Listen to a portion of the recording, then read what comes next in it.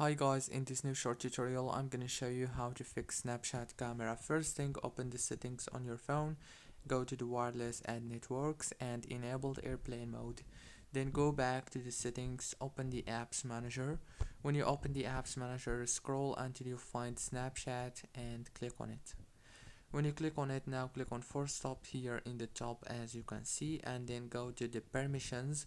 Make sure that the camera permission is enabled, and then go back, click on the data usage, and make sure to enable all those options right here, and then click on the storage or the internal storage. Here you will find the internal data number. As you can see, I have this number of data, so click on clear data and click on delete, and after that go back to the settings on your phone, go to the wireless and networks and disable the airplane mode. That's it guys, don't forget to like, subscribe.